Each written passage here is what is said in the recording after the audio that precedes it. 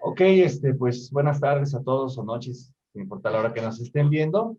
Aquí en Taches y Tachones, el día de hoy tenemos un gran invitado, a un pianista mexico-canadiense, Arturo Nieto Dorantes, que nos está haciendo el favor, pues, de compartir con nosotros esta entrevista.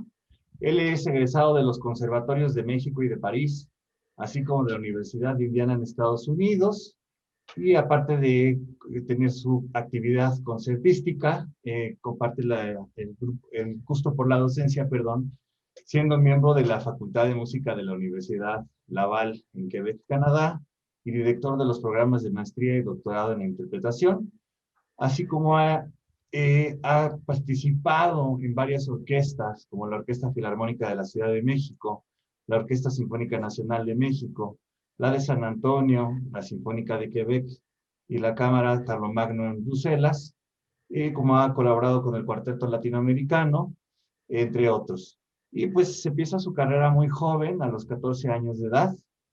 Pues bienvenido, muchísimas gracias por tu tiempo. Muchas gracias por la invitación, se los agradezco mucho. Es un gusto poder pues, participar contigo y tener esta oportunidad de escucharte. Claro que sí. Yo quisiera añadir algo a manera de presentación de Arturo, porque es muy modesto. Arturo Nieto es hijo de dos grandes personajes de la ópera mexicana. Su mamá, Angélica Dorantes, su papá, Arturo Nieto Olmedo, hay que decir el segundo apellido porque los dos son nietos, y pues fueron dos grandes personajes de nuestra ópera, siguen siendo personajes muy importantes, con una academia de canto, y su papá como maestro del conservatorio. Y pues realmente, Arturo, yo creo que tú abrevaste de una fuente buenísima y desde muy pequeño, pues seguramente estuviste metido entre partituras y teclas, ¿no?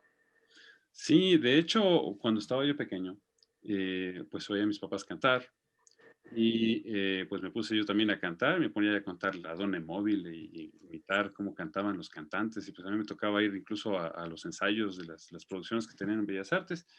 Y entonces pues mis papás pensaron que muy probablemente me iba a dar por el canto también. Estamos hablando, yo tenía 6, 7 años. Pero que lo ideal es que yo empezara a tomar clases de música, porque pues como cantante hay que esperar hasta que cambie la voz para que realmente pueda uno realmente empezar a cantar de una manera seria. Pero lo ideal era comenzar con la música y el instrumento más accesible pues era el piano. Mi abuelita tocó el piano, mi mamá aprendió también piano. Entonces pues era un poco lo lógico. E incluso mi hermana mayor tocaba un poco de piano también. Entonces pues me puse empecé a tomar mis primeras clases con la maestra Josefina Córdoba aquí en Echegaray. Y pues ahí es donde empecé yo con el piano y ahí me quedé. Ahí me quedé. Pues muy bien quedado.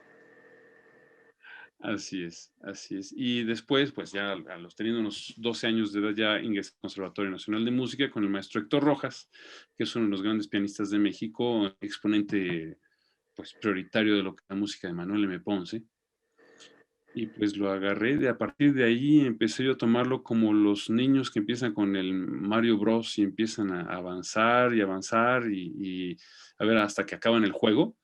Yo así lo veía, tratando de estudiar una pieza difícil tras otra, a ver hasta dónde llegaba, y cuando me di cuenta estaba ya poniendo un concierto para piano y orquesta, cuando me di cuenta estaba participando en un concurso para piano, y cuando me di cuenta ya estaba yo estudiando en el extranjero. Bueno, estaba tocando con orquesta, y también estudiando en el extranjero, Y entonces mi carrera en general ha sido realmente desafío tras desafío.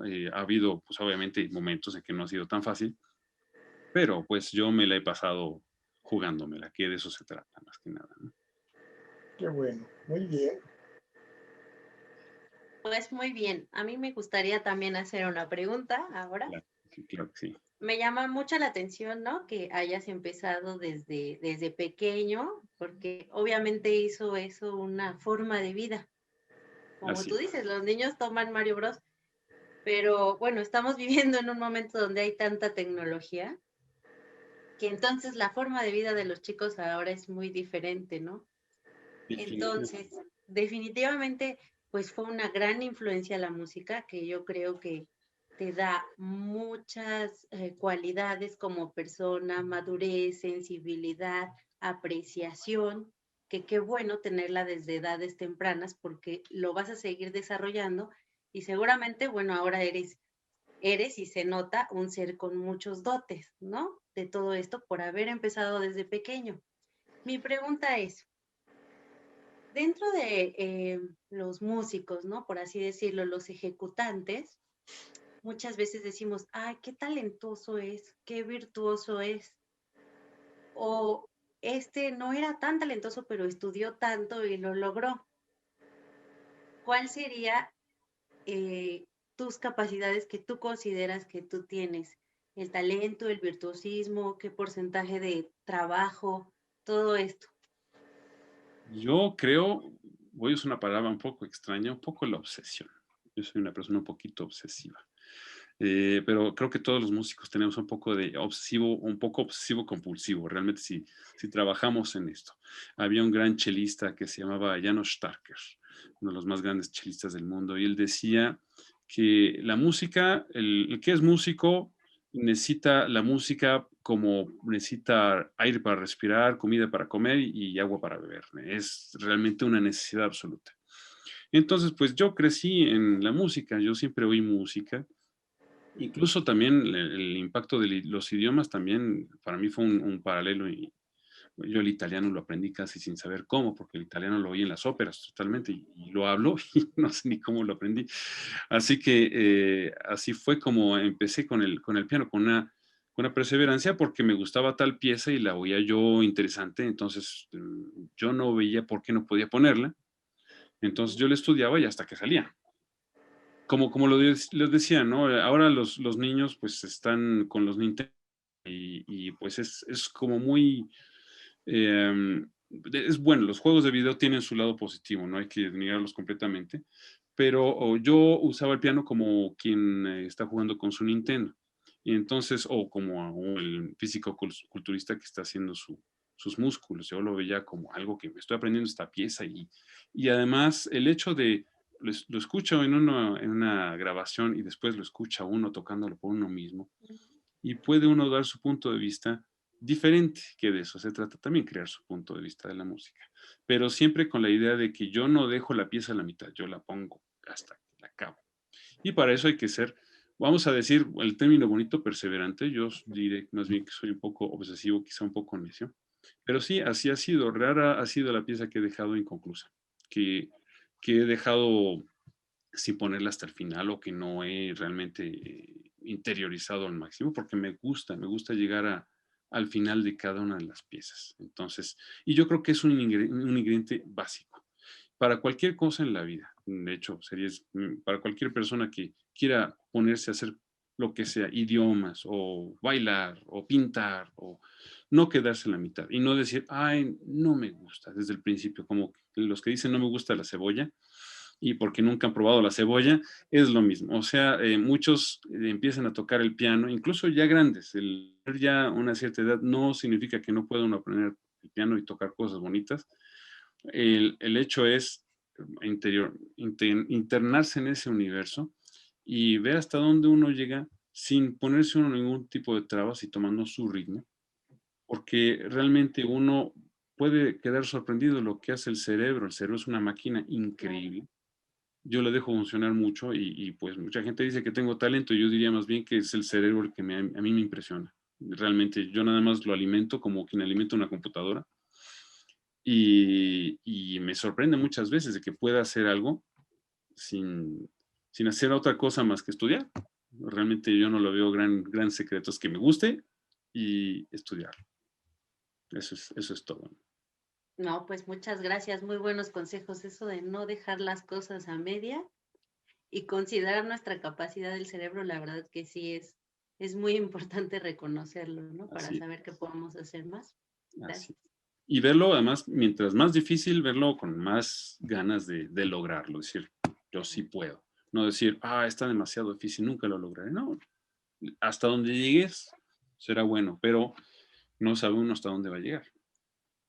A mí me llamó mucho la atención, Arturo, cuando mencionaste lo que estuviste, todo el trabajo que tuviste que desarrollar para tu disco Iberia y comentaste que la partitura estaba ya no de notas, nada más de anotaciones y que tuviste que trabajar muchísimo pensando en el sentido que le tendrías tú que dar a esas interpretaciones, ¿no? Entonces yo me doy cuenta de algo que para mí había pasado desapercibido.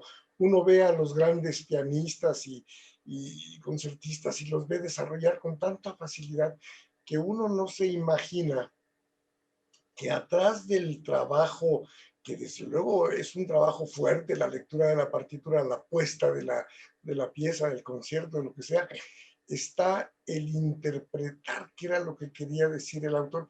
Eso hasta ahora lo descubrí y mencionas que fue una ardua tarea, ¿no?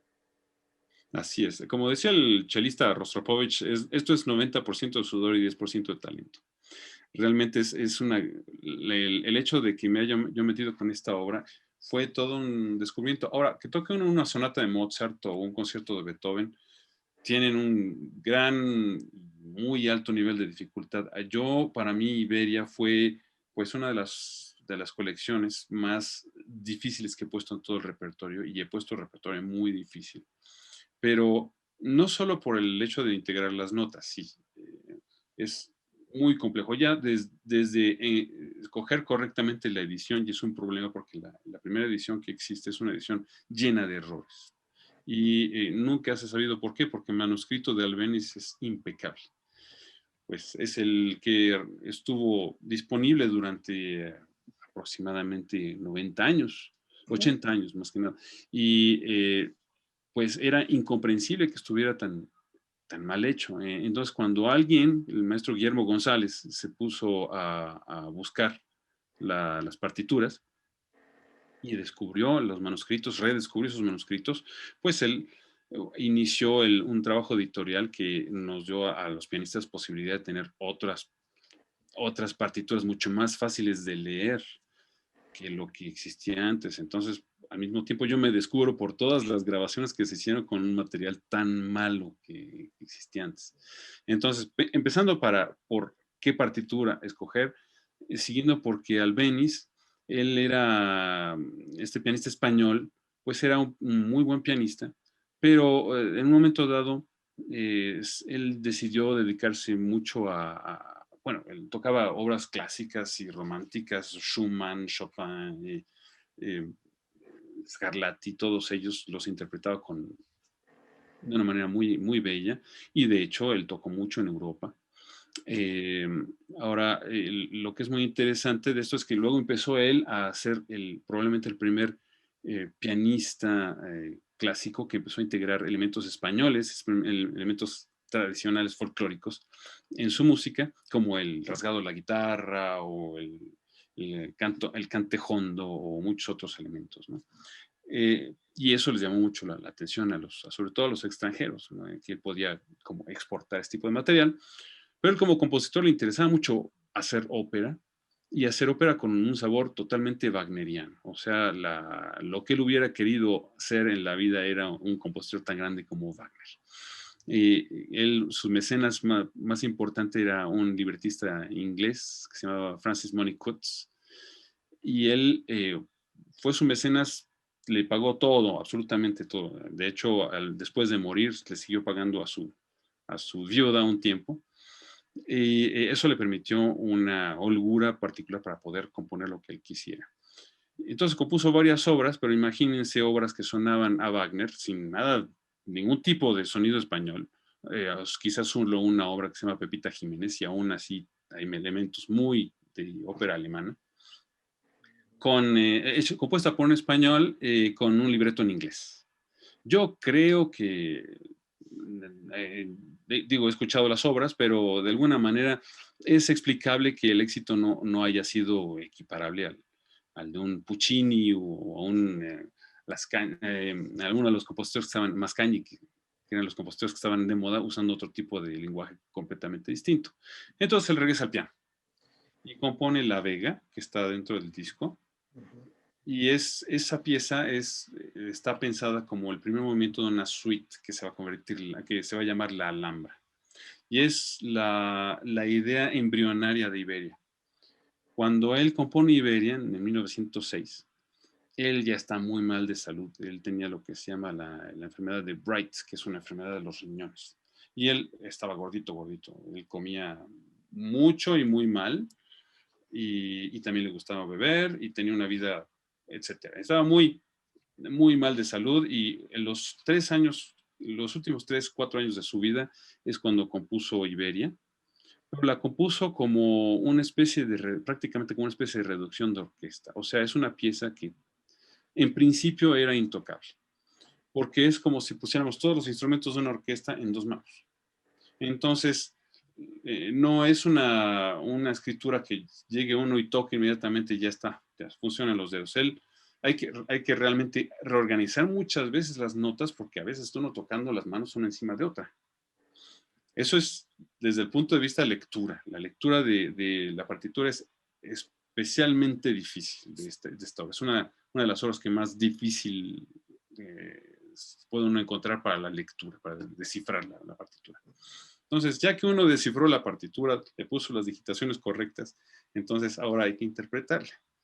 Interpretarla porque la dificultad es que, pues sí, era un compositor español que usa elementos flamencos, que usa elementos tradicionales, pero al mismo tiempo tiene también aspectos de música francesa modernista de aquella época, tipo Debussy.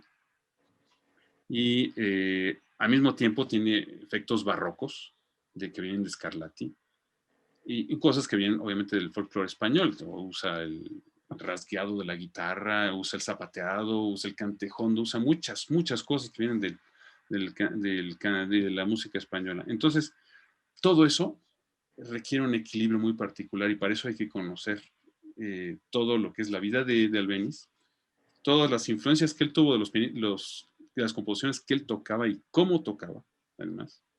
Porque extrañamente Albéniz no era un pianista que tocaba como un pianista, como se puede imaginar un pianista español así todo salvaje. No, para nada, era un pianista refinado y elegante. Y de hecho, eso se lo echaban en cara a los públicos de su época, decían, pues es que no corresponde a lo que esperamos de un pianista español, ¿no? Entonces, eso es muy importante para poder realizar una interpretación de Albéniz y eso es lo que yo hice durante todo ese tiempo. De hecho, hice una maestría en España, en Madrid, y tuve la oportunidad de trabajar con 4 personas que obtuvieron la medalla Albéniz. Entonces, y de hecho, con ellos y con un pianista francés realicé una investigación de todo lo que fue el montaje de Iberia. Fue muy interesante, muy, muy interesante. Y también me dio la posibilidad de ir al sur de España, irme a los tablados, visitar el camino de la diligencia que hizo el flamenco. Vaya, fue toda una experiencia particularmente enriquecedora. Y además, finalmente, queda también el hecho de tocarlo en público. El tocarlo en público requiere una memorización extrema porque son obras muy complejas. Entonces, memorizarlo, prepararse anímicamente para tocar las 12 piezas, porque solo ha habido hasta el momento aproximadamente unos 55 pianistas, máximo 60, en 111 años, que la han tocado completa en el escenario. Entonces, y tantos otros que la han grabado, no son siempre los mismos, hay pianistas que nada más la han grabado y no la han tocado en concierto. Entonces, echarse Iberia en concierto es todo un tour de force, como dicen en francés. y requiere también, es 1 hora y 20 de música extremadamente difícil, muy bonita, pero muy difícil de ejecutar. ¿Cuánto tiempo te llevó ponerla, Arturo? Es la obra que más me he tardado. Normalmente una obra como el tercer concierto de Rachmaninoff me tardó 3 meses en ponerla. Esta, como es una obra muy grande y muy difícil, me tardé aproximadamente 1 año y medio. Y es un tiempo promedio, es un tiempo promedio. Ha habido pianistas que la han puesto poco a poco en 30 años. Aquí es otro de esos desafíos que yo dije, la voy a poner y hasta que salga. Al final. Pues, ¿qué te parece si nos compartes una pieza? ¿Qué pieza podríamos escuchar? Muy bien, pues quizás podríamos escuchar El Puerto. ¿Qué te parece? Perfecto, pues entonces vamos a escuchar El Puerto y regresamos un momento.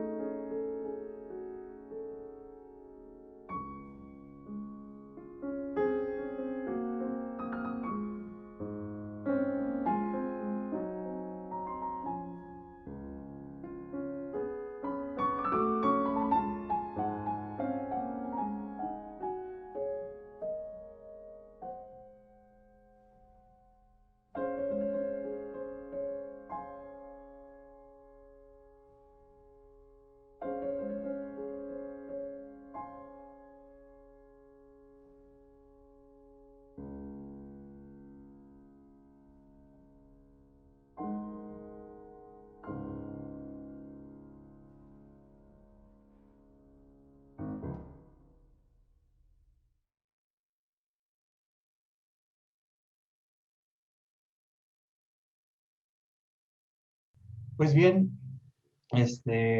acabamos de escuchar el puerto. Fíjate que quería comentarte, ahorita que te estoy escuchando, me es más grato escucharlo.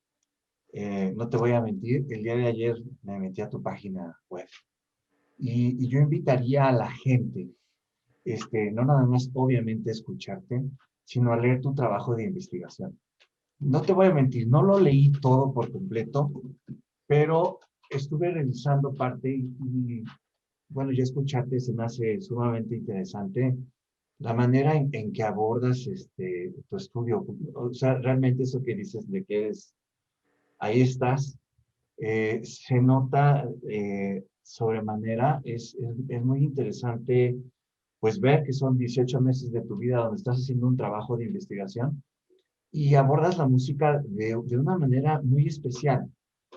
A mí me gusta eso de ir al origen, buscarlo y presentarlo como tú te refieres de una manera integral.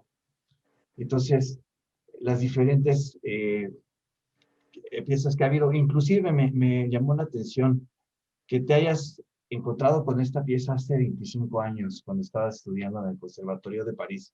Así es. Y entonces me pregunto, o sea, yo, después de escucharte leerla, o sea, se ve que la pieza es descomunal.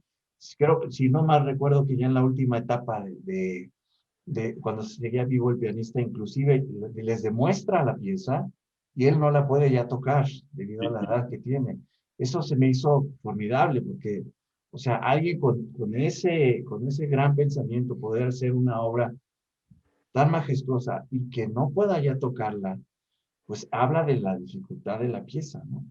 Así es. Entonces, ¿por qué te tardaste 25 años en decidirte o tanto tiempo en decidirte desde que la escuchaste por primera vez hasta el día de hoy para poderla escuchar?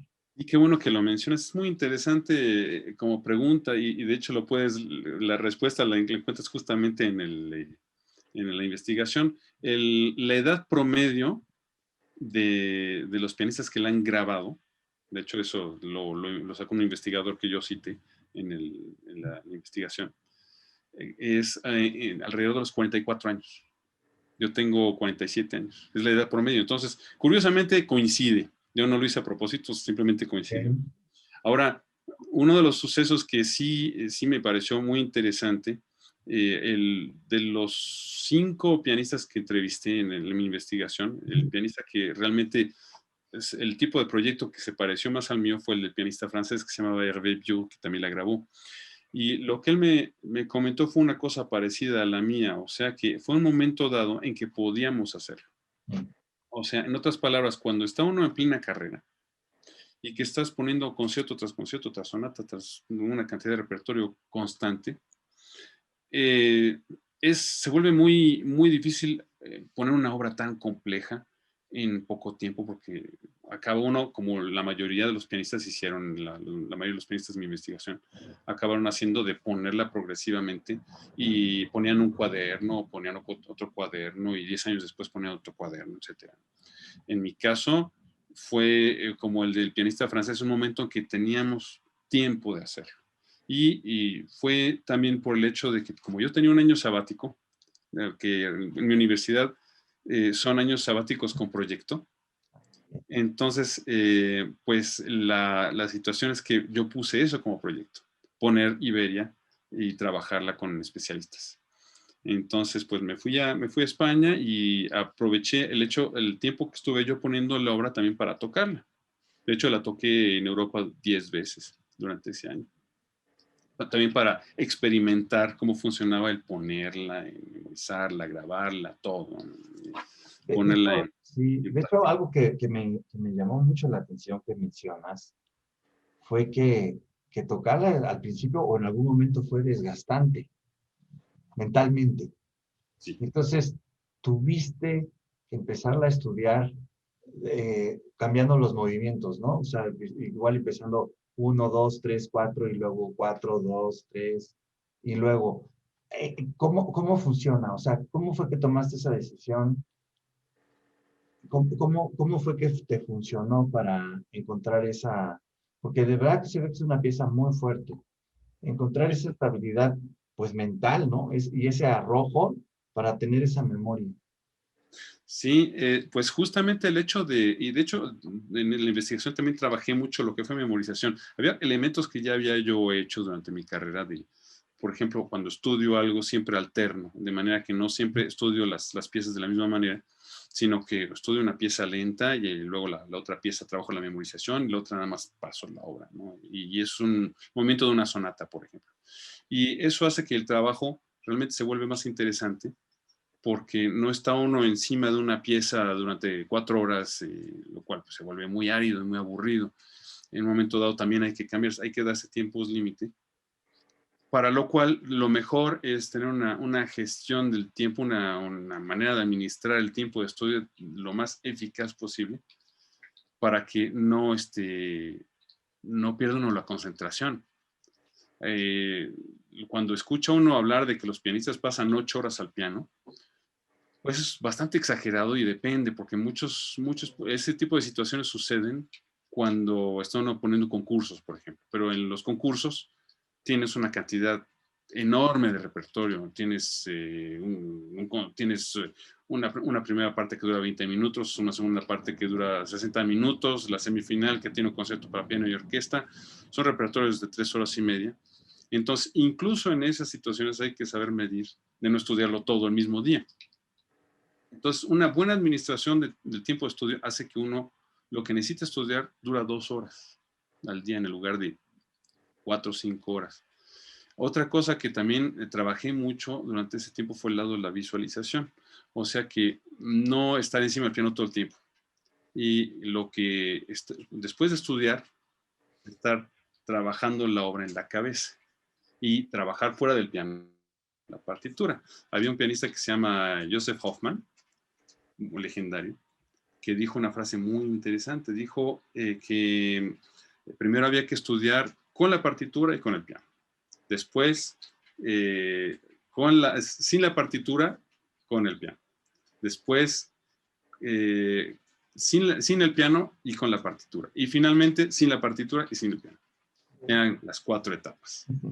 Y es muy interesante. Eso yo se lo recomiendo a cualquier persona que quiera hacer un examen de historia, examen de matemáticas, examen de todo lo que requiera memorización. Es muy práctico porque es separarse y verlo en la cabeza. Ver toda la información que está uno aprendiendo, verla en la cabeza. Entonces, puede ser muy interesante ese tipo de trabajo, ¿no? El trabajo de memorización con una obra tan extensa es la mejor manera de recortarla y trabajar específicamente lo que puede uno guardar, ¿no? Ok, muy bien. Pues, a ver, ¿qué te parece si nos mandas a otra pieza? Claro que sí. ¿Qué les parece si escuchamos Rondeña? Ok, pues vamos a escucharla y regresamos.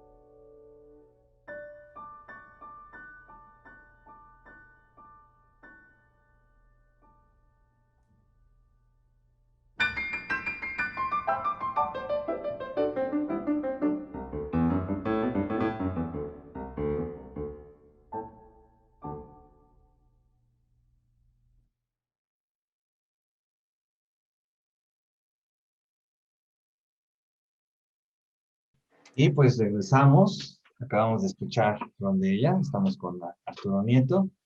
Y pues, ¿alguien gusta preguntar? Sí, bueno, pues estoy aprendiendo mucho de lo que estás diciendo, Arturo. La verdad es que ahorita que dijiste de las formas de estudiarlo, o sea, ver esa partitura como una pieza como algo esférico, ¿no? La partitura, el piano, tu pensarla, ¿no? Porque es muy común que muchos músicos de pronto digan, ay, no puedo tocar porque no tengo la partitura. Una, dos, no puedo tocar en esta guitarra porque esta no es mi guitarra, ya estoy acostumbrada a este instrumento. Así, o sea, si dijéramos, si pensáramos ahorita como tú lo acabas de decir, pues lo tendrías tan bien conceptualizado que lo podrías hacer y te sentirías mucho más seguro a la hora de tocar y de interpretar, ¿no? Porque me imagino que pues tú tocas en diferentes pianos por todas las salas en las que tocas, entonces pues eso también es muy interesante, ¿no? La manera en que lo estudias hace que sea funcional en muchos momentos, en muchos lugares y en diferentes circunstancias. Este, ¿Qué escenarios son los que más te han gustado? Bueno, hay lugares como la sala Nezahualcóyotl que me encantan. Es una sala particularmente bonita. Hay una sala allá en Quebec que se llama el Palais Montcalm, que es una belleza maravillosa.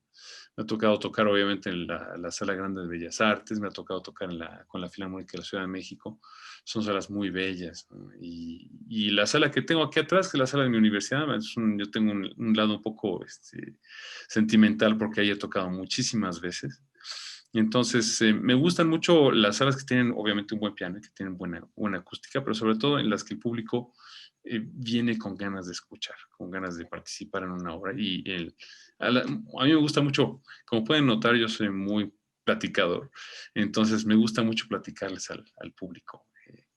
Y una sala grande, cuando es un recital, pues se presta menos. En cambio, una sala mediana es más agradable porque puede uno tener una convivencia más directa con el público. Así que sí, y el piano obviamente también es muy importante, a pesar de que, bueno, cuando el piano no es bueno, tiene uno que hacerlo sonar bien de todas maneras. Entonces puede volverse todavía más un desafío tocar en un piano malo, pero puede ser todavía más difícil tocar en un piano bueno porque ahí sí ya no hay pretexto, sino que tocar bien. Sí, claro. Y en este tiempo que estuviste, bueno, montando esta obra de Iberia, investigando, eh, también te tocó durante esta época de la pandemia. No, eso fue anterior, afortunadamente. Estuvimos en Madrid entre 2018 y 2019, el ciclo escolar. Que si hubiera sido un año después, pues ya se imagina que hubiera pasado. Realmente digo, para la familia fue maravilloso también, porque mientras yo estaba estudiando, ellas iban por ahí a pasear. Tengo a mi esposa y a mis dos hijas que son pequeñas, entonces ellas aprovecharon también. Bueno, yo me fui también. No les voy a negar que también de repente me fui de viaje. Soy clavado, pero no demasiado.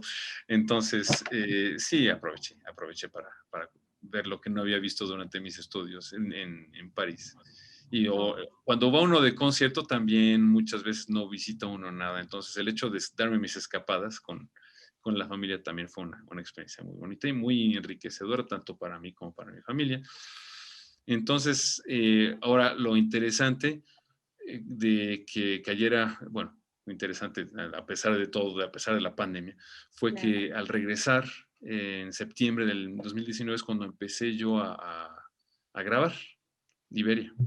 Y uno de los elementos que yo conozco, porque ya he grabado otros discos anteriormente, este es mi séptimo disco, es la dificultad de grabar un disco con el reloj en la mano. O sea, un disco habitualmente lo graba uno en 3, 4 días. Porque pues es todo el montaje, todas las tomas, escoger la toma que a uno le gusta, hay toda una dificultad de lo que es una grabación. Y grabar una obra difícil con el horario en la mano es un poco menos agradable. En cambio, la ventaja que yo tuve es que yo grabé Iberia en el estudio de grabación de mi universidad. Entonces ahí la tenía yo a mi disposición y grabé una pieza por semana. Entonces, como son 14 tracks, son 14 pistas en ese disco, pues me tardé 14 semanas en grabarla una tras otra, progresivamente.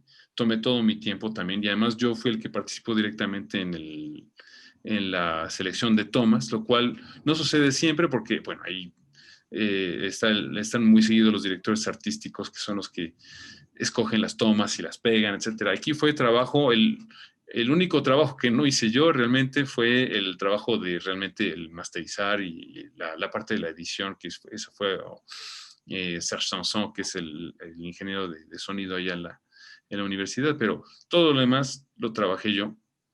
Entonces me tocó estar haciendo todo ese proceso y también fue muy interesante. Fue realmente un disco, fue un proyecto desde el principio hasta el final en que estuve yo metido. Sí, tuve alguna que otra gente en la cabina que me pudo ayudar a escuchar, porque obviamente escuchar directamente al piano o en la cabina no es lo mismo. Pero sí, no fueron muchas piezas también. Y Serge Sanson es guitarrista de jazz, o sea, no es un guitarrista clásico. Sí toca clásico también, pero no es alguien que conoce de primera mano Albéniz. Claro. Entonces, realmente, pues fui yo el que se echó todo el proyecto completo. Lo cual también fue un desafío particular, ¿no? Hasta que salió. Muy bien. Y también leímos que eres el primer pianista en tocar la obra integral de Ponce en el extranjero. Así es. ¿Cómo, qué nos puedes hablar un poco? También es muy interesante hablar de Ponce porque, pues bueno, es mexicano, es parte de la historia fundamental de la música y también, bueno, obra para piano y para guitarra, ¿no? Tiene eso en común con Albéniz. ¿Qué nos puedes platicar de eso? Pues tengo el honor de formar parte de la dinastía porque Héctor Rojas fue el alumno del alumno heredero de Ponce. Entonces, digamos, podríamos, que no, realmente a mí siempre que busca uno la genealogía de los pianistas, no tiene mucho sentido, pero bueno, puedo decir que Ponce era mi bisabuelo musical o mi tatarabuelo, pero bueno, es una cosa ya de chiste, ¿no? Prácticamente. Pero bueno, el hecho es que Héctor Rojas fue el primer pianista que tocó y grabó la obra completa de Ponce y él fue mi maestro en el Conservatorio Nacional de Música aquí. Y en otro año sabático, que fue en el 2010, lo que hice fue aprenderme la obra entera de Ponce. Estamos hablando de 8 discos, el equivalente a 8 discos. O sea, 9 horas y media de música. Es un repertorio inmenso. Y pues por muchas razones históricas la música de Ponce se quedó aquí en México. Y la que trascendió fuertemente fue la obra de guitarra gracias a Andrés Segovia. Pero la música de piano pues no era muy conocida al extranjero, ¿no? Aquí en México pues casi todos los pianistas tocan las mismas piezas y hay muchas que no conocen, ¿no? y se están desempolvando progresivamente. Entonces, pues llegó ese año sabático, yo dije, bueno, pues es hora de que yo siga un poco tome la estafeta y me aprenda toda la obra. Y presenté la obra de Ponce, bueno, primero me la aprendí, estuve aquí en México aproximadamente 6 meses, y en esos 6 meses pues puse toda la obra. Tuve la fortuna de que me guiara Héctor Rojas, pues él la había grabado y la había tocado, tenía yo un fantástico mentor, que sigue además hasta la fecha siendo un gran amigo y sigue siendo uno de mis modelos como músico, sobre todo en el sentido de como persona, es una persona extraordinaria. Y lo empecé a tocar allá un mes con mes, o sea, tocaba un mes, un recital en septiembre, un recital en octubre, etcétera. Me eché yo los 8 recitales así continuos. Y es probablemente por eso que me quedé sin pelo, no sé. Vamos a decir que me aprendí muchas cosas y se me quemó. Pero bueno, el hecho es que también fue otra obsesión que me dio, bueno, hasta que termine ese proyecto, voy a quedar contento, ¿no? Entonces, sí, fui el primero que la tocó completa. Bueno, hoy en día ya han salido 2 o 3 piezas que no habían sido descubiertas. Pero sí, en ese momento hablamos de 2010. Prácticamente fue la obra completa de Ponce por la primera vez en el extranjero. Oye, Arturo, y platícanos, ¿cómo llegas a la universidad, a Canadá? Platícanos un poquito de esa beta como académico, como pues gente de una pues, universidad importante. Y en Canadá, además, en un país Sí. extranjero. Sí, sí, sí, fue realmente una gran fortuna, porque yo pues tocaba en aquella época con un pianista, un chelista amigo mío que se llama Sebastián Lepín. Incluso grabamos un disco, y un disco muy bonito, por cierto. Lo que fue interesante es, bueno, él es de allá, él es de Quebec.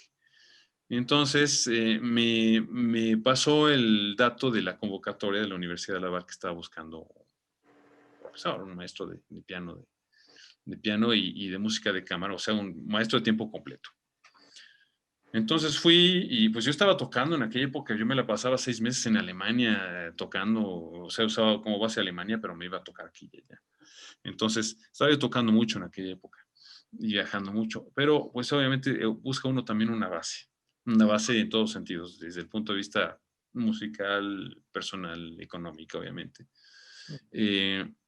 Entonces, pues mandé mi documentación, pero pues yo había hecho estudios de maestría, yo no tenía doctorado en aquella época y dije, bueno, pues a ver qué pasa. Yo creí que iban a agarrar, iban a tirarlo directamente, no tiene doctorado, la basura. Y no, me llamaron para audicionar, audicioné y yo era uno de los 3 finalistas de 200. Entonces, bueno, también audicioné y dije, bueno, a ver qué pasa. Ya lo habré intentado, ¿no?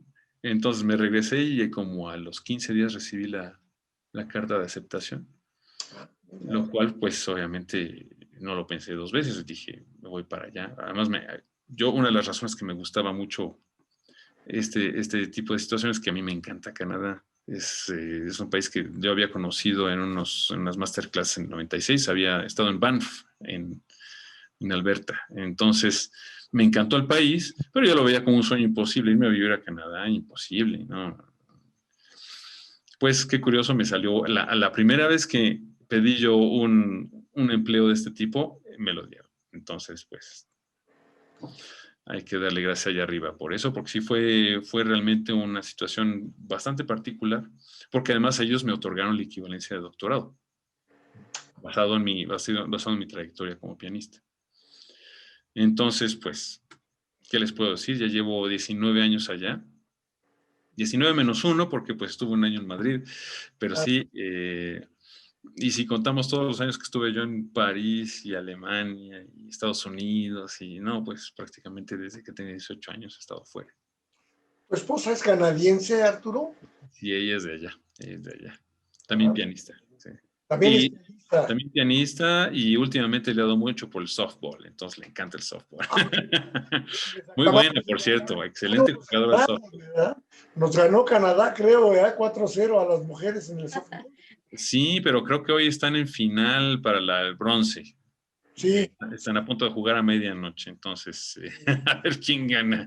Yo ya no sé a quién irle, porque yo también ya tengo mi pasaporte canadiense, entonces pues voy a disfrutar mucho el juego. ¿Y tus hijitas de qué edades son, Arturo? Mi hija mayor tiene 10 años y la menor tiene 8 años. De hecho, las dos ya son bilingües, y las dos hablan español. ¿Tocan piano? La pequeña toca piano. La mayor le gusta mucho todo lo que es científico, pero pues, digamos, están todavía en edades como para estar explorando todo tipo de cosas. Pues, ¿qué les parece? Si Una de escuchamos? mis más grandes aventuras como persona ha sido ser papá. Esa es una de las cosas que Claro. ha sido las cosas más. Espérate a que seas abuelo, verás que es otra aventura. Sí. Pregúntale a tus papás. Sí, y además, de hecho, mis papás ya son bisabuelos, ya tienen un nuevo pequeño ahí en la familia. Es lo que me decía. Hace 2 meses. Y es muy joven para ser bisabuelo. Y tu mamá, pues, Sí, así es. mira. Sí, bastante bien. Estamos muy contentos. A pesar de todo lo que es pandemia, pues digo, afortunadamente toda la familia está junta y no hemos tenido grandes percances. Lo único ha sido la separación. Yo me tardé 1 año y medio en poder regresar a México, ahora estoy aquí visitando, pero sí, Canadá estuvo cerrado todo ese tiempo. Sí. Entonces todo fue por medio de la pantalla. ¿Verdad? Sí. Pues, ¿qué te parece si nos compartes una última pieza? Sí, ¿y qué les parece si escuchamos el Corpus Christi en Sevilla?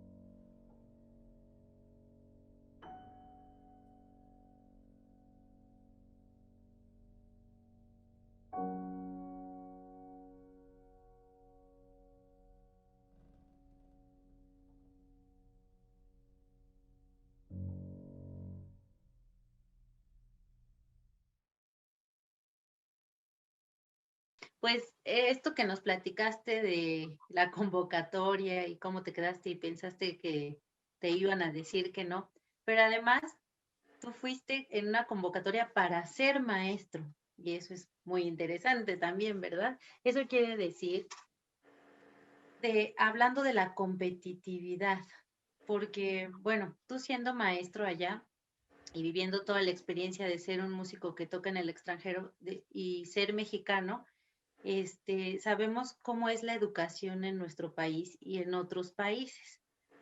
Yo tuve una experiencia, este, mira, soy maestra de música también de niños pequeños, pero trabajo también con mexicanos y con japoneses.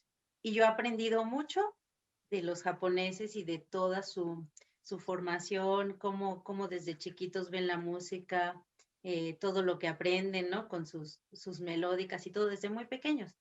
Pero entonces un día dijeron, ¿quién quiere ir a una clase de música impartida por japoneses? Ah, pues yo me apunto, ¿no? Aunque no hable nada de japonés, pues sé que con la música nos vamos a entender de alguna manera. Entonces, era una clase para secundaria. Y yo me impacté porque lo que estaban viendo en secundaria, o sea, analizaron piezas musicales de música japonesa. Las partituras que estaban cantando con la maestra que les acompañaba, pues tenían un grado de dificultad. A la hora de analizar, cada alumno opinó qué pensaba de la pieza, qué veía, escribían, estaban muy atentos. Pero lo que más me sorprendió es que si los chicos en secundaria tienen 12, 13 años y la clase de ellos era un equivalente aquí a la clase de estudiantes de música ya en el conservatorio, en la superior de música, esto, ¿no?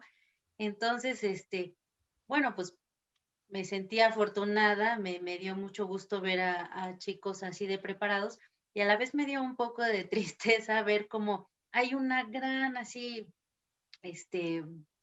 pues sí, una diferencia, ¿no? De primer mundo, pero tú lo hiciste.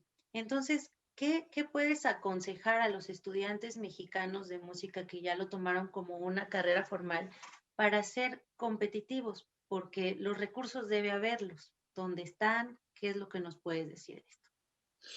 Mira, había una frase que le dijo un padre a un hijo. Le dijo, búscate una pasión y luego busca quién te la va a pagar. Porque si empezamos al revés, sobre todo lo que es la música, ¿no? Si empiezas, de hecho hasta Vladimir Ashkenazi lo dijo, es que si está uno tocando por la carrera, está uno mal. Empieza uno mal. Porque lo que pasa es eso. Si toca uno bien, tiene uno más probabilidades de que le vaya uno bien. Lo cual, de todas maneras, pues es la situación se mantiene en tres partes. O sea, tiene uno que tener talento, tiene uno que tener trabajo y tiene uno que tener suerte. Y si una de las tres falta, está bien difícil. Pero bueno, no es imposible, pero se vuelve más difícil.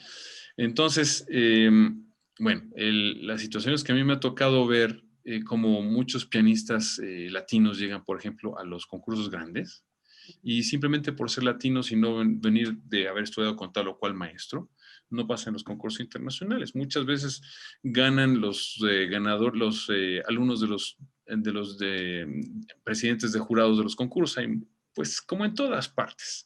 Y eso, que sea en Alemania, o que sea en Italia, o que sea en Francia, o que sea en todas partes, la situación es la misma. También las perspectivas son completamente distintas. Es un poco como cuando hay un accidente y viene ¿cómo se llama el que viene a verificar? Sí, el ajustador. El ajustador, viene el ajustador y empieza a preguntar, ¿usted qué vio? ¿Y usted qué vio? ¿Usted qué vio? Y en ese momento hay tres versiones totalmente distintas. Bueno, me tocó ver las notas que habían sacado del concurso Chopin de 2010. No, 2015, perdón. Y fue muy interesante ver que había, por ejemplo, estaba Martha Argerich y un pianista francés que se llamaba Philippe Autremont. Ellos estaban entre el jurado. Y para el mismo pianista, Martha Argerich daba 9 y Philippe Autremont daba 3 de calificación. Entonces, y estamos hablando del concurso Chopin de Varsovia, o sea, uno de los más grandes concursos del mundo. Entonces es muy difícil basarse realmente solamente en los concursos o en las audiciones. Lo más importante es, primero toca uno bien, pone uno su repertorio y después se expone uno en las situaciones como los concursos, las audiciones, y a ver si funciona. Y obviamente también hacer todo lo que es las relaciones, los PR, ¿no? Las public relations, que son súper importantes. Bueno, pero básicamente tiene uno que hacer todas esas cosas y esperar tener suerte, porque pues no todo el mundo se llega al gran circo, y hay muchos que llegan al gran circo y no aguantan, y muchos que ganan concursos internacionales, 3 concursos internacionales, y luego no aguantan, porque muchos de ellos se han pasado tocando el mismo repertorio durante años y años, porque con eso se presentan los concursos y los tocan muy bien ese repertorio, pero después al salir les empiezan a pedir otro repertorio y hay que montar cosas rápido y muchos truenan. Conozco gente que ha ganado muchos concursos internacionales también que no tiene trabajo hoy en día, o sin mencionar la pandemia, ¿no? Que simplemente no no llegaron a tener un puesto de tiempo completo en una universidad, porque son muy raros los puestos de tiempo completo. Entonces, una de las razones que me empujaron también a buscar una situación como ser maestro a tiempo completo en una universidad es, primero, el hecho de que uno nunca sabe qué va a pasar, ¿no? Cualquier cosa que suceda con las manos, siempre puede uno dar clases, pero obviamente no es lo mismo dar clases que dar clases en una escuela, ¿no? Y lo que es muy interesante en las universidades de Estados Unidos y en Canadá es que está el lado de lo que es investigación. O sea, para nosotros, a nosotros nos cuentan el tocar y grabar discos como investigación. Entonces es parte de mi trabajo. Tocar es parte de mi trabajo. Yo no por convertirme en docente he dejado de tocar. Al contrario, me ha dado mucho más latitud para poner repertorio y para poner el repertorio que me gusta. Yo no dependo del mercado, ¿no? Yo pongo lo que yo quiero. Eso es algo que solamente he visto en los grandotes, así nivel Marta Argerich, etcétera, que ellos ponen su repertorio que van a tocar todo el año y eso lo tocan. Yo puedo darme el lujo de hacer eso también porque pues no dependo, mi ingreso no depende de que toque mucho o poco, realmente yo pongo lo que. Pero para eso todo esto lo importante es tocarlo bien. Claro. Qué padre. Entonces, sí, la situación con el extranjero muchas veces, digamos nosotros mexicanos o llegan, incluso los asiáticos, muchas veces llegan a los concursos, son muy eficientes, pero a veces no les gusta a uno o al otro jurado, etcétera, a pesar que tocan perfectamente bien y no pasan simplemente porque pues, va más allá de las notas, ¿no? Claro. Entonces es cuando ve uno que la realidad es un calidoscopio que da uno la vuelta y cambia. Y ahora que eres papá, en tu aspecto de papá, ¿tú qué le recomendarías a los papás que quieren o que ven que sus hijos tienen facilidad o interés, gusto? ¿Tú qué les recomendarías? Tú empezaste desde muy chico viéndolo en casa. Que le echen mucha psicología. Mucha psicología, sobre todo si quieren que aprendan, y además que obviamente los pongan a tocar el piano y que sepan ellos si quieren que los niños toquen, porque no todos estamos destinados a una vida de concertista, pero es muy importante tocar música porque desarrolla muchas cosas en el cerebro que otras actividades no desarrollan. Ahora, el lado de la paciencia es que estamos viviendo en un mundo en que da uno clic y ya funciona. Y la música no es así. La música es darle y ser paciente. Y eso puede hacer que pues los jóvenes no sigan por el simple hecho de que no es fácil, no es algo que viene inmediatamente. Es muy importante que tome el tiempo, que el niño que empieza a tocar lo tome con calma y que el papá sepa transmitirle esa paciencia hacia la perseverancia. Entonces, pero no debe de ser de a fuerzas. ¿Le gusta o no le gusta? Y además, a lo mejor hoy lo deja y en 5 años lo va a tomar. Y el chiste es que lo haga feliz, ¿no? Si en un momento dado le agarra el instrumento y se pone a estudiar así, él mismo lo va a hacer. Pero para eso hay que exponerlo también, hay que ir a conciertos, hay que ir a la ópera, eso es muy importante, aprovechar la oferta artística alrededor para también exponer. Para que adopte el gusto. Lo difícil muchas veces es cuando no hay esa oferta. Entonces, aquí en México hay mucha oferta de eso. Entonces, y por un precio bastante más razonable, ¿no? Ir a los conciertos de la Sinfónica o los conciertos de los concertistas de Bellas Artes no es algo que cueste mucho dinero. Entonces, hay que aprovechar eso. En otros países cuesta mucho más y hay menos también oferta. Y entonces, además, los jóvenes pianistas tienen muchas posibilidades que los extranjeros no tienen. Aquí los directores de orquesta que ven jóvenes promesas les dan chance muchas veces de tocar con orquesta, lo cual es increíblemente extraordinario en otros países. Así de que un chavito toque con orquesta es porque realmente es un genio. O porque ganó un concurso. Pero así de que le cae bien o que simplemente le quiere dar chance, eso es rarísimo. En el extranjero. Entonces, hay que pensar que aquí en México hay bastantes posibilidades de hacer eso, pero pues simplemente empieza todo amando la música y agarrándolo como pasión. Y todo lo demás viene solito.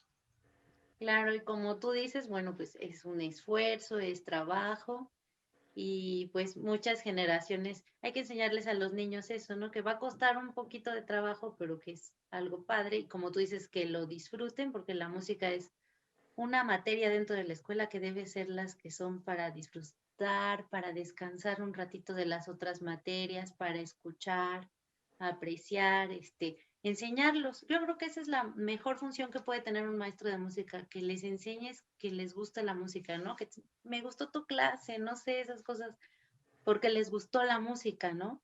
Y esas enseñanzas pueden crecer, los ves y siguen, ¿no? Siguen en la Así música, es. eso fue muy bueno.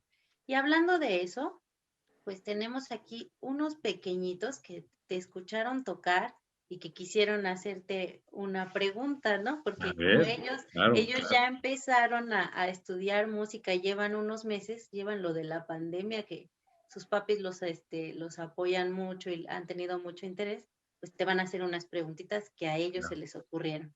Claro que sí, con mucho Ok, gusto. vamos a compartir la primera. Y dice, viene de ahí.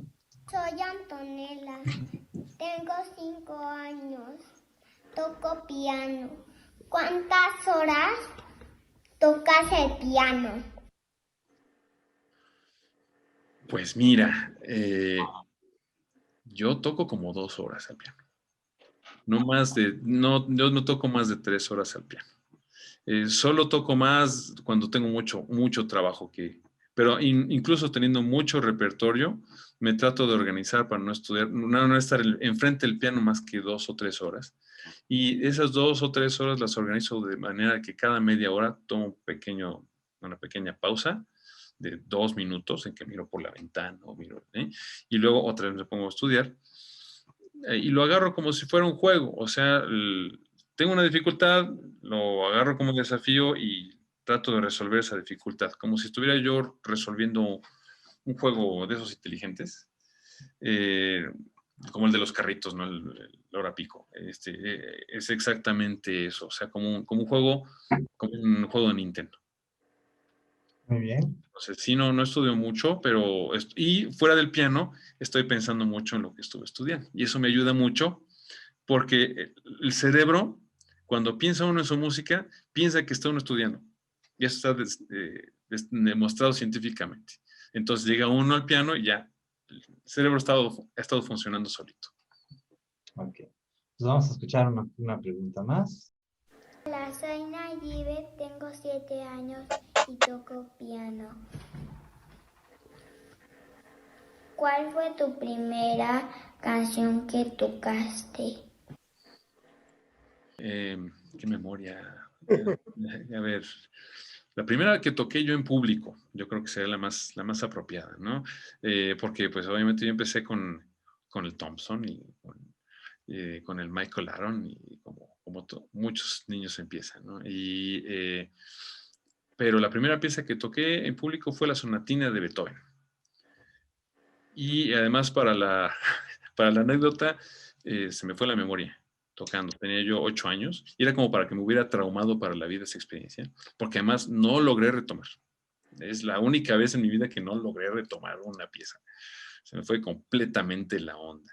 Entonces, pues el público ya me aplaudió, ya salí y pues yo quedé muy triste. Mi maestra dijo, bueno, a ver, tócate la otra pieza.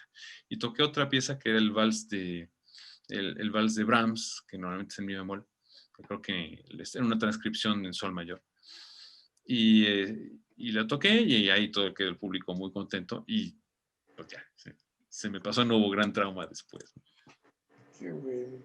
Pues qué bueno saber que a todos nos puede pasar, ¿verdad? Alguna vez se nos olvide y bueno, pasa, pero pues lo podemos superar y volver a intentarlo. Como dijo Yoda, el fracaso es un gran maestro.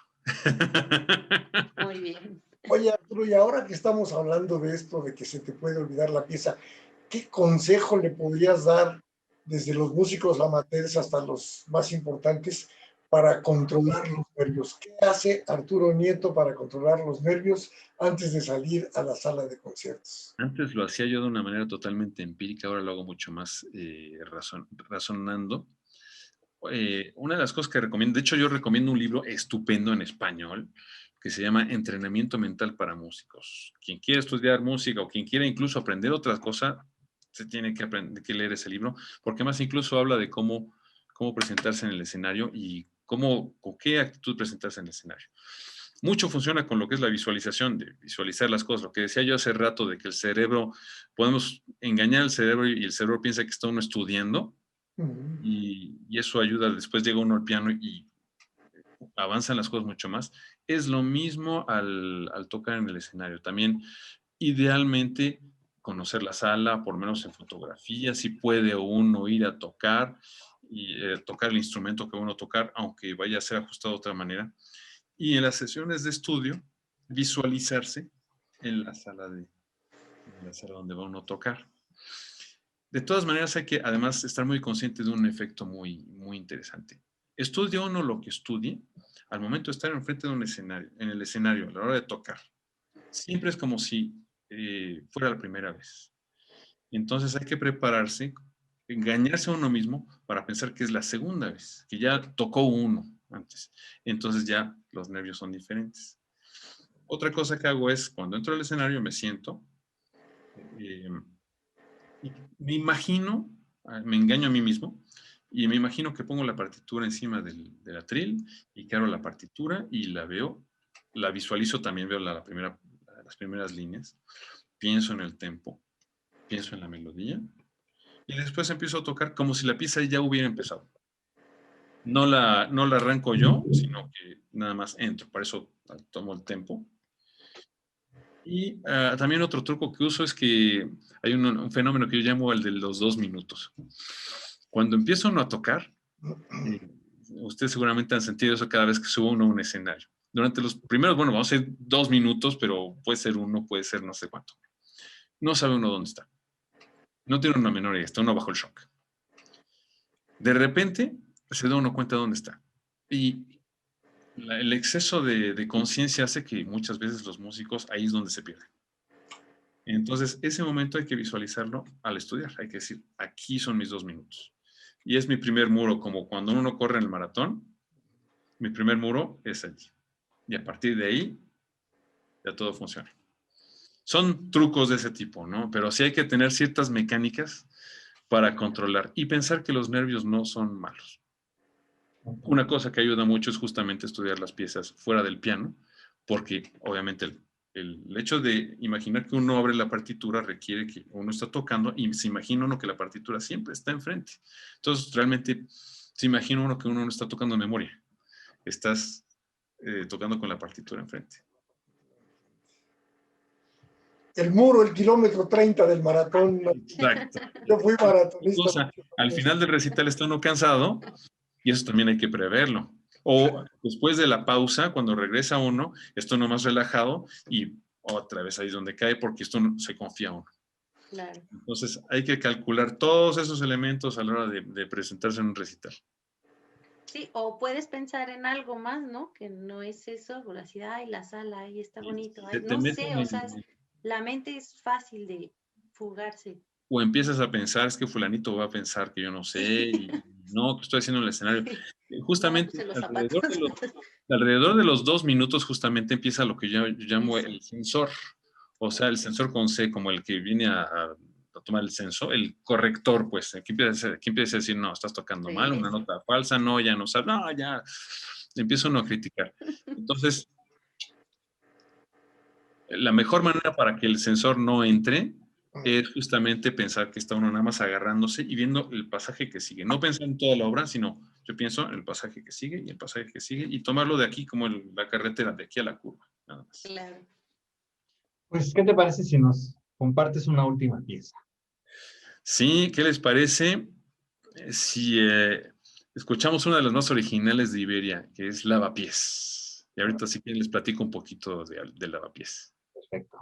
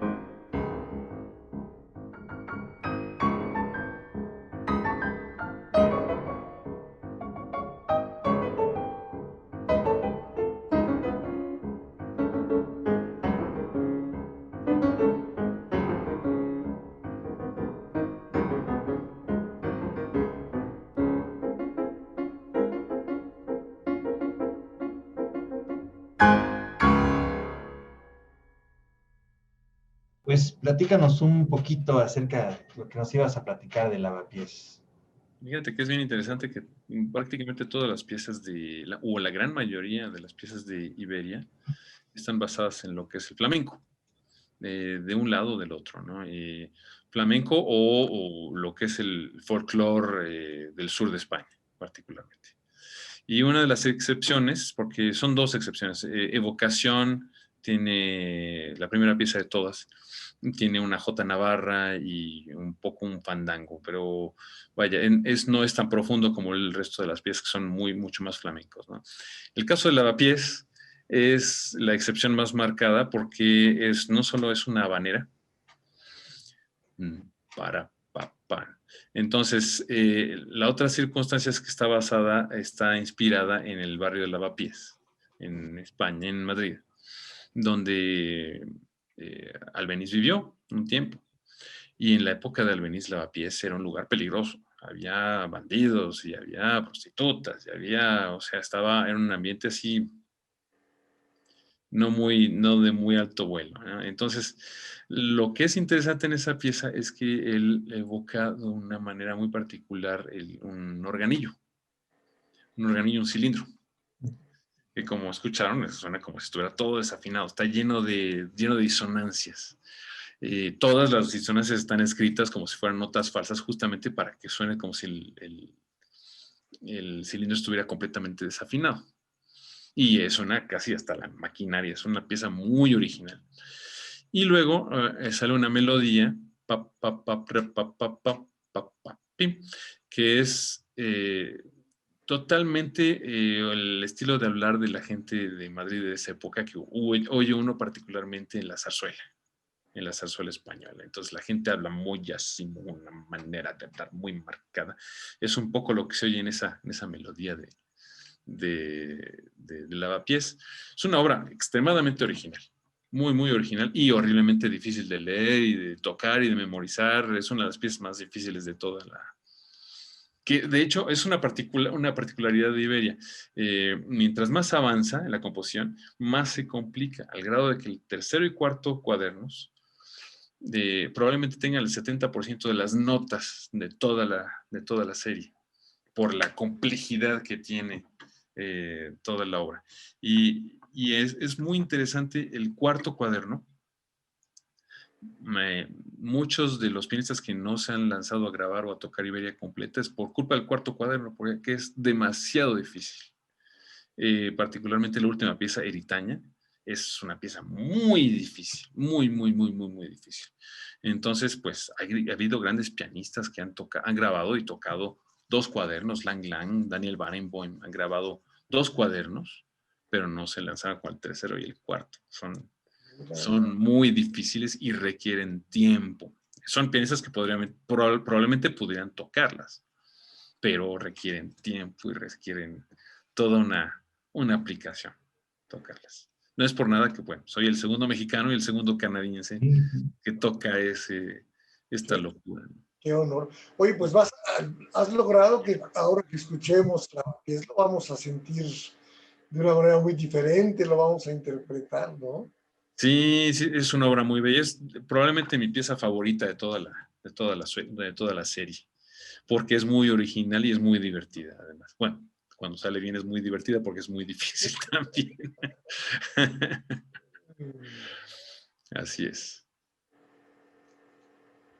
Oye, Arturo, al escucharte, pues todo lo que has hecho, todo lo que implica ser un personaje como tú para la música con fama internacional, me estoy acordando de una anécdota que lamentablemente tengo muy buena memoria para anécdotas, para cosas que la gente va platicando, pero se me olvidan quiénes son los personajes y espero no estar inventando, pero recuerdo haber leído de algún gran violinista cuyo nombre se me escapa y contaba que después de los conciertos iban a su camerino pues una gran cantidad de personas para felicitarlo, para saludarlo, para conocerlo.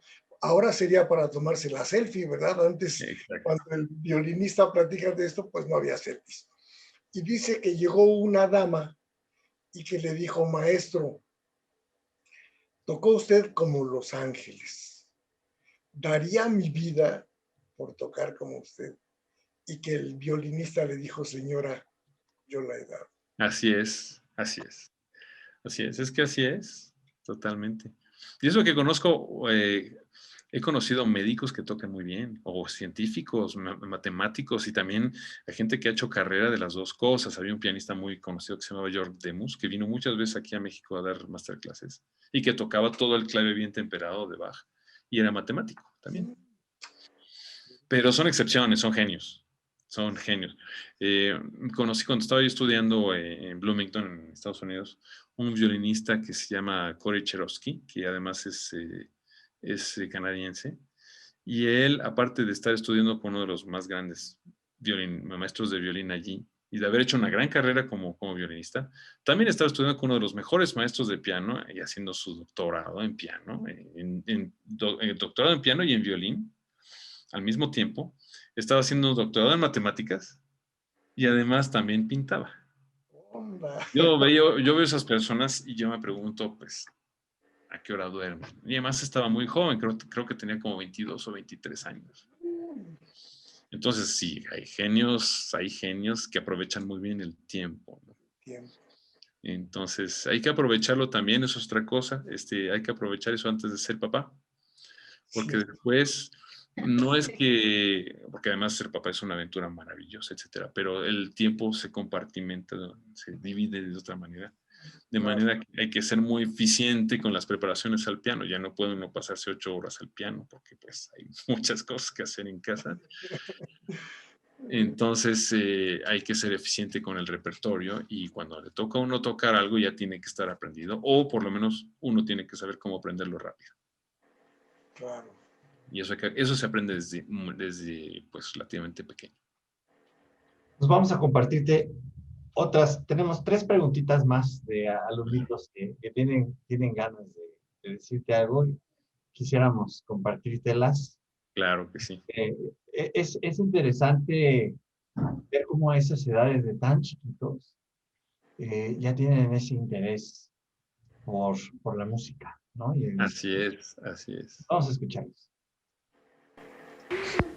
Tengo 4 años y toco el piano. Quería preguntarte a qué edad tocabas el piano y cuáles canciones tocabas cuando eras niño. Adiós. Es preciosa, qué linda. 4 añotes. Pues de hecho está empezando antes de lo que yo empecé. Yo empecé a los 6 años y medio. Entonces es maravilloso que empiece desde 4 años. Y qué bueno que pueda empezar a los 4 años. Antes de los 4 años el piano es difícil porque pues, las teclas son grandotas y los dedos son chiquitos. Muchas veces por eso empiezan primero el violín, porque el violín pudo no encontrarse violines de tamaños. Sí. Pero sí, yo empecé a los 6 años y medio, a los 4 años yo no tocaba nada, yo estaba jugando con mis juguetes. Y no, se me hace fantástico que estés estudiando el piano a los 4 años. Y sí, a los 6 años y medio empecé yo desde el principio, ¿no? Tocaba yo mucho realmente. ¿Cuál fue tu primera pieza, te acuerdas? A esa edad. Uy, bueno, lo que pasa es que cuando empiezas con el Thompson, con cosas así, o sea, son cosas muy básicas realmente, ¿no? Y haces todos los este tipo de cosas, ¿no? Pero no, realmente, hasta que empecé a tocar, por ejemplo, la para Elisa, la de haber tocado como a los 8 años justamente. Elisa de Beethoven, ¿no? Y como a los 9 habré tocado 8 o 9 habré tocado el rondo de la turca, ¿no? Más o menos esa, por allí, ¿no? Pero no, yo empecé, y además es normal, o sea, realmente a los 12 años entrar a un conservatorio es más o menos la edad normal. Así que, vamos a escuchar una pregunta, nos quedan dos más. Así es. Soy Haruki, tengo 7 años y estudio teclado y guitarra. Quería preguntarte ¿Cuántas horas estudiaba el piano al día? Adiós. Yo creo que se refiere a que cuando eras niño, Cuando era pequeño, ¿cuánto sí. tiempo le dedicabas? Si no mal recuerdo, yo creo que estudiaba máximo media hora. Claro que estudiaba piezas muy sencillas, ¿no? Pero sí, una cosa que sí yo me acuerdo muy bien es que desde el principio yo me senté al piano. O sea, desde mis primeras clases yo me senté al piano. Y otra cosa que también desde entonces, también un poco el lado obsesivo, es que yo me quería acabar los cuadernos. Uno tras otro, tras otro. Y como además los cuadernos al final muchas veces tienen su diploma, mi maestra era muy hábil y entonces me festejaba mucho el diploma, ¿no? Ah, ya terminaste y ya terminaste tu primer grado. Y me lo festejaba mucho, ¿no? Entonces, sí, yo creo que estudiaba cuando mucho media hora al día. Y es lo que recomiendan. Un niño que estudia más de media hora al día, pues no le vamos a decir que no es pero vaya, no es absolutamente necesario que vayan más allá de eso. Lo más importante es que les guste y no que nunca que sea una obligación. Bien. Pues vamos a escuchar.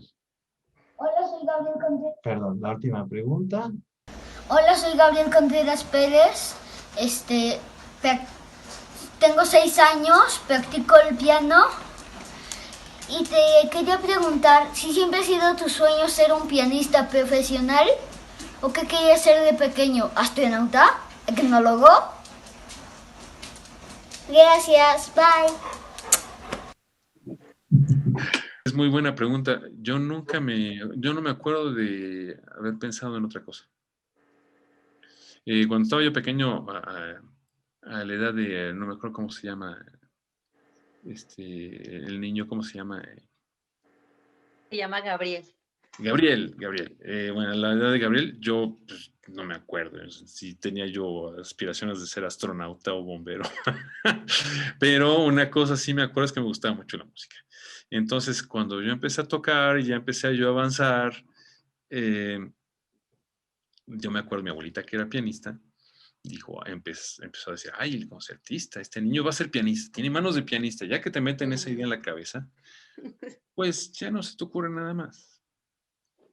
Y como el eventual proyecto de cantante de ópera estaba muy lejos, pues yo me quedé en el piano y siempre me quedé con la idea de que yo toco piano y no hago más que eso porque eso me gusta. No, para mí no fue, yo no tuve ningún problema. Es otra cosa que ayuda mucho a los papás, a la hora de que los niños les gusta la música, que ya saben qué quieren hacer desde pequeños. Y eso es bien importante, porque entonces las vacaciones de verano no están nada más ahí viendo que cómo dan lata, sino que están buscando música, ¿no? Y están buscando todo lo alrededor de música. Y es una pasión. Y pues yo creo que para los papás es muy muy tranquilizante ver al niño que se sienta al piano mejor que se ponga a ver la tele o que se ponga a ver pantallas, ¿no? Es muy, muy, muy importante y para eso, pues eso requiere el amor que tenga uno por eso. Y además no estoy condenado para nada a la música popular. La música popular también tiene su estilo. Yo escuchaba música popular desde chiquito. Mis hermanas oían música popular desde chiquitas. O sea, y de hecho mis hijas oyen muchísima música popular. Mi esposa, entre las cosas que hizo alguna vez, fue que tocó en un grupo de rock. Entonces yo oía Bon Jovi, yo oía Ed Sheeran, yo oía todos los que ustedes conocen. Y a mis hijas me ponen a poner las estaciones de música que no siempre me gustan, pero pues para estar en la misma onda que mis hijas, yo me sé todas las canciones que ellas ponen. Entonces, les puedo yo decir que como pianista clásico estoy bastante actualizado con la música popular. Hay cosas que me gustan mucho. Hay cosas que me gustan mucho. Uno de los artistas que se me hacen mucho más versátiles hoy en día es Bruno Mars. Sí. Ni hablar. Se Es disfruta. muy interesante lo que hace. Muy, muy interesante. Uno de los artistas más variados, más inteligentes, cómo maneja el sentido porque además es cantado, es autor, compositor e intérprete. O sea, lo que hace es muy interesante, muy variado. Yo lo veo un poco equivalente a lo que hacía Queen también. O sea, cosas que no son aburridas, no se queda siempre en el mismo estilo. Sí. Pues te agradezco mucho que les hayas contestado las preguntas a los chiquitos, porque son niños muy especiales que con la pandemia han estudiado con su instrumento y como dices, en verano ellos están estudiando con gusto, que luego dicen, ahora me quiero aprender la canción de una caricatura, de una película que yo veo de esto, y lo hacen con mucho gusto. Y Yes. pues te escucharon y quisieron preguntarte, así Sí, que bueno. muchas gracias por ser tan accesible. No, yo les agradezco mucho que me hayan hecho esas preguntas. Yo como soy papá también, a mí me toca en la Biblia del papá. Me gusta mucho eso. Eso es una de las cosas que yo siempre quise ser también, papá. Sí me cumplió, así que... Pues chicos, ¿algo más que quieran preguntar? Yo lo que quisiera es, quiero agradecerte, Arturo, tu gentileza, tu sencillez. Un gran placer. Frente a nosotros un hombre con fama internacional y que se comporta con una naturalidad que la verdad sorprende. Uno a veces tiene la impresión de que esos grandes personajes, esos grandes músicos que ve uno en las salas de concierto son medio especiales, son así de mírame y no me toques, y contigo se da uno cuenta que pues cuando menos en tu caso no es así. Tienes una sencillez que yo creo que heredaste de tus padres, porque tus padres también son sencillísimos.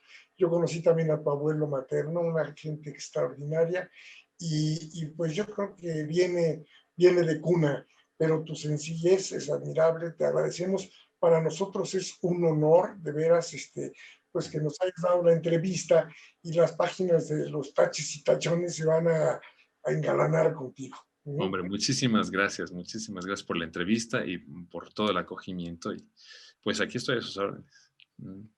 Muchas gracias.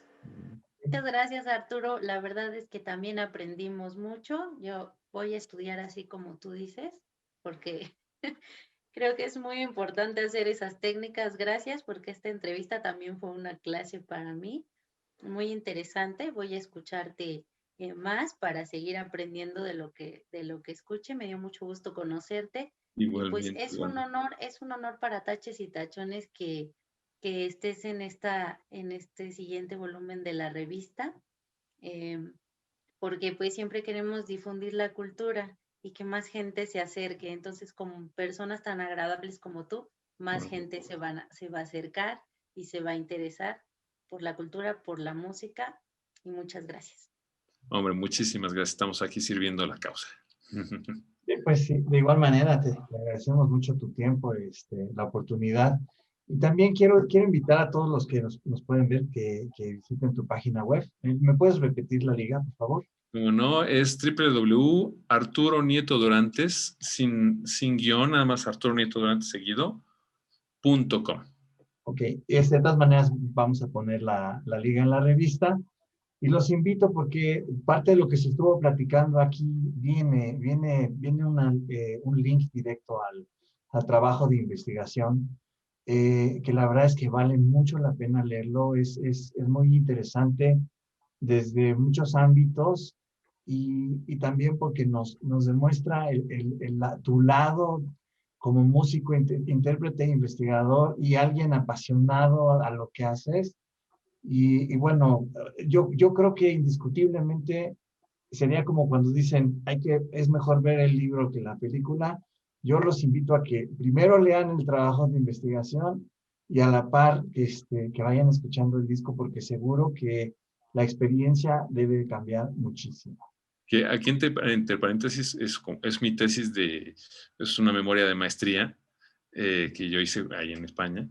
Y originalmente eran 60 páginas, acabé haciendo 200. Así que otra vez vuelve el lado obsesivo, porque yo dije, es muy interesante, pues no lo puedo hacer más corto, ¿no? Y por más que le corté, pues... No, es que es muy interesante, o sea, por eso lo comento, porque, bueno, a mí me atrapó. Sí quiero, de hecho, terminarlo de leer. No me dio tiempo, pero inclusive hiciste el trabajo de hacer la lista de las personas que han grabado y por país y todo. Entonces, es un trabajo arduo pues que vale la pena que la gente tenga la oportunidad de leerlo. Y es más, pues qué gusto poder tenerlo, porque a veces uno no sabe qué hay detrás pues de las interpretaciones o del artista o del autor, ¿no? Y entonces esto es súper completo y bueno, y las investigaciones y las entrevistas con los demás intérpretes. Entonces, son súper interesantes, además. Yo aprendí muchísimo porque yo estudié con 3 directamente, pero el hecho de haber tenido las entrevistas con los 5 es como si hubiera yo tomado clase con los 5. Fue sí, muy interesante, muy, muy interesante. está Es padrísimo. más, yo me imaginaba que la gente, antes de leer el trabajo, iban a ir directamente a las entrevistas, un poco la ideología yo que tenía, porque se me hace tan... De hecho, la parte central de la investigación, yo hice una especie como de mesa redonda virtual usando el material de las entrevistas, en que los unos dicen las otras cosas, pero para mí fue fantástico, fue muy, muy interesante, muy enriquecedor. Y justamente para todo pianista, yo espero que todo pianista que quiera poner Iberia, que se lance el boleto de poner Iberia, le sirva un poco eso, que también yo quería un documento que fuera útil, no algo que iba a estar en un estante virtual, llenándose de polvo virtual, porque ya pues, no es algo, no es un documento impreso, ¿no? Pero sí que fuera útil. ¿Que quieres poner Iberia? Aquí está cómo. Está padre. Pues muchas felicidades y de verdad te agradecemos mucho. Esta es tu casa cuando quieras promocionar tu disco, Muchísimas gracias. Claro. lo que sea, estaremos encantados de compartir la información a la gente como tal. Pues muchísimas gracias por la invitación y pues aquí estoy. A lo que ustedes deciden. Muchas gracias. Arturo.